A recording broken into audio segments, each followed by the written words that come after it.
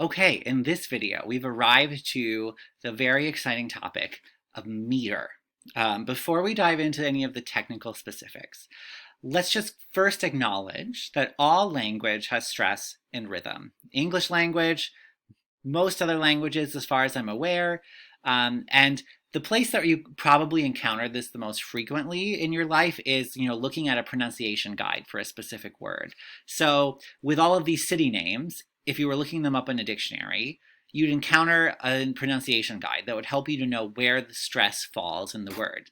It would tell you to say Chicago, Charleston, New York, Boston.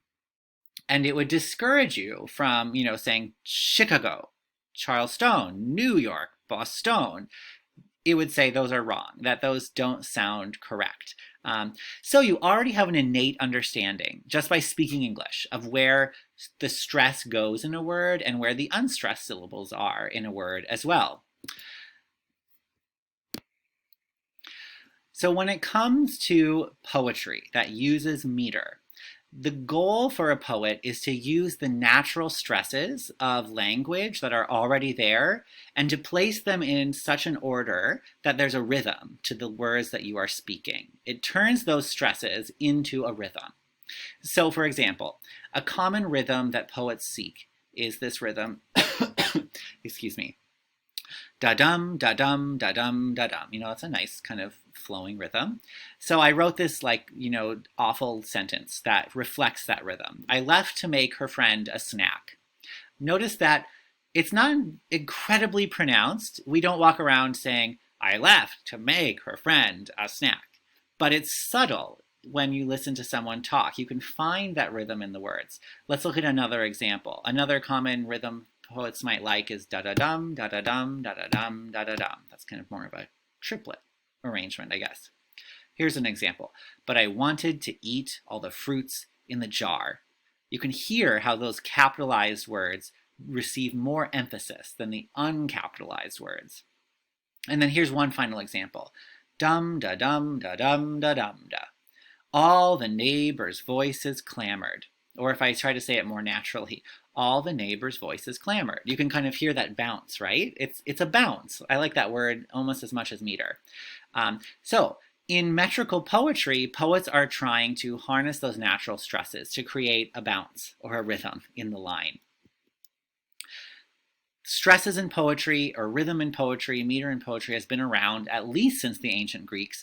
And all of our technical terms for poetic meter are drawn from the Greek language. So earlier we were talking about this rhythm, da-dum, da-dum, da-dum, da-dum.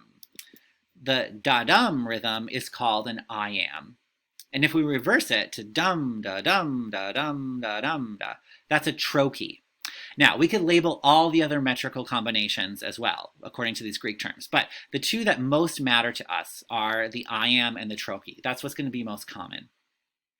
And these metrical units are referred to as feet.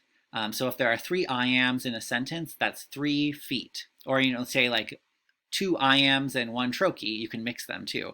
That's still 3 feet in a line. English poets tend to prefer 5 metrical units in a line. They like to put 5 iambs in a line or 5 trochees in a line. And that's where we get this term iambic pentameter. By meter, we're talking about beat and stress. Pentameter means we're talking about 5 units. And then by iambic, we know that those 5 units are iambs. If it's 5 trochees in a line of poetry, it's trochaic pentameter. Or if it's a line of 4 iambs, that's iambic tetrameter. We have that 4 reflected in that tetra prefix. So here's a terrible line of poetry I wrote. That's an iambic pentameter. He ate a bag of chips to find the Lord. Obviously a terrible line of poetry. But I think you get the sense of the beat that guides the sentence. He ate a bag of chips to find the Lord. Now, why 5 units?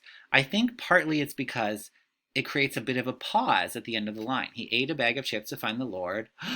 Let's go to the next line, right? It gives you a bit of a moment to breathe. I think poets tend to like that. All right, so here's an example of a Petrarchan sonnet by Henry Howard, Earl of Surrey, that uses quite prominent meter. It tends to be pretty easy to find. So I want to look at this example first. And as I show you how it's working, I'm also going to introduce you to this form of notating stress and unstress in a poem. Again, some of you may have done this in a previous literature class. Others of you will find that this looks like a foreign language. So let me elucidate it for you. So the symbol for an unstressed syllable is this little U. And the symbol for a stress is this accent. Trying to match the camera here. So if we start in the middle of the poem where things are a little bit more even, we can see unstressed, stressed, unstressed, stressed, unstressed, stressed, unstressed, stressed, unstressed, stressed. These are 5 I ams, and I'll clap my way through the line. I like to clap on stressed syllables because it makes it a little bit more obvious to the ear.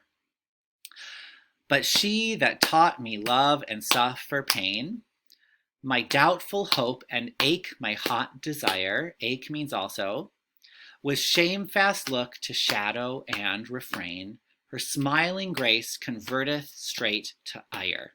Okay, all of those lines are almost like perfectly rhythmic. They have just perfect iambic pentameter.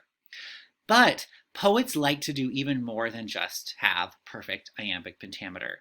Sometimes they like to disrupt that meter just to catch your attention as a reader. They do it on purpose. And this is something that happens in this poem as well, in the first 4 lines. For example, you'll notice in the first line that if we were to read it in that typical iambic pentameter way, it wouldn't sound quite right. If we started to say, love that doth reign, we don't normally emphasize that like that, right? It makes more sense to emphasize love. Love that doth reign and live within my thought. So we think that Surrey is switching it up here. Instead of starting with an I am, which goes da-dum, he's starting with a trochee, which is dum-da. Sometimes that's called a trochaic inversion, and it can be a common thing at the beginning of a line of poetry in the 16th century. He does this again in lines 2, 3, and 4. Again, we wouldn't really say clad in the arms or oft in my face. We don't normally stress in that way. So we think again that Surrey is emphasizing clad in the arms wherein with me he fought. Oft in my face he doth his banner rest. Why might Surrey be messing up the meter with trochees in these first 4 lines here?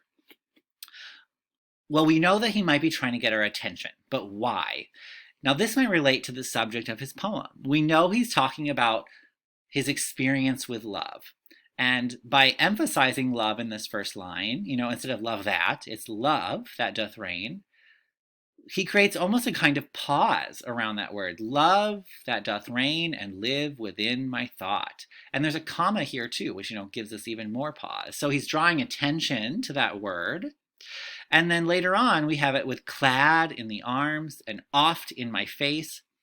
It seems like through these disruptions that Surrey is trying to highlight the kind of aggressive nature of love in this poem. We have a love that is marching into his face, clad in arms. He's clad in military garb, military outfits. So by disrupting the meter and having him say love that doth reign, clad in the arms, oft in my face, really drawing attention to those things, we see how love is aggressive, disruptive, taking away the general flow of his own life and disrupting it. So there's a lot of ways that meter can connect to the subject of a poem too. All right, I'll be stopping there now and moving on to the context video.